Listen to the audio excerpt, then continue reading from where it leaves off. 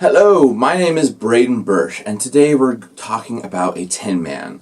The Tin Man I will be referring to is the Tin Man from Ray Tintori's Death to a Tin Man.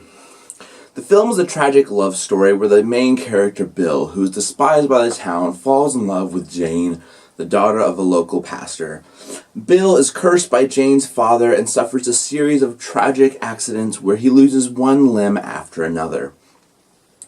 Thankfully, his engineer friend fashions for him body parts made out of tin. At the end, he is forced to give up his heart to try and win back the woman he loves. But enough with the book report stuff. Let's get to the fun part. The film is shot in a style reminiscent of French art house movies. It's in black and white with stark visuals and a light-hearted tone. The staccato-like cuts from one perspective to another forces the audience to stay engaged. This film is a modern prequel to The Wizard of Oz. The director gives the film a fairy tale / tall tale quality by using an off-screen narrator to advance the story. This gives it a once upon a time, hey, gather around for a story feel. It's more of a fantasy than a realistic story. The setting is present day, however, the director uses objects and costuming from a previous era. The main character wears ties and suit coats. His girlfriend wears clothing that looks like it's from the 40s. The firemen have old hats. In one scene, the characters sit at a table around an old-timey radio, smoking cigarettes and drinking liquor. The engineer is testing a wooden glider that looks like something the Wright brothers would have flown. This technique of combining nostalgic elements in a present-day story is typical of directors like Wes Anderson. This effect keeps a story from being confined to a specific time period. Again, this adds to the overall fairy tale quality of the story. Two cinematic tools that Tintori uses to create his unique texture is music and lighting. The folk Americana music played in the background throughout the film connects the movie to a bygone era and gives the film a driving feel.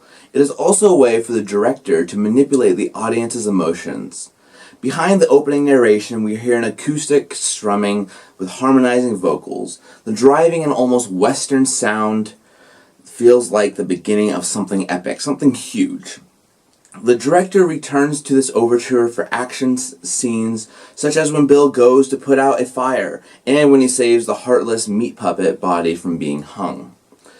The score played during the opening credits, which sounds kind of like a music box, can also be heard later in the film, reminding us that this is a fairy tale story. The lighting in the film creates a high contrast between light and dark.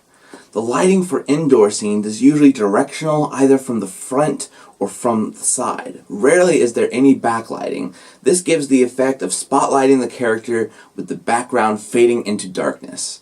It increases emotional content of the scenes. A good example of this is when the pastor is preaching in front of the organ. The black background provides a dark backdrop and gives the character a villainous hue.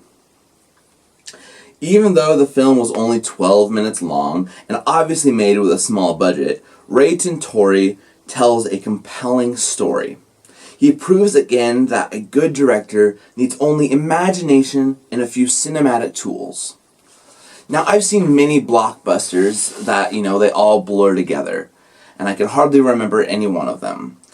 But I'm certain Death to a Tin Man will stick with me for some time. Thank you.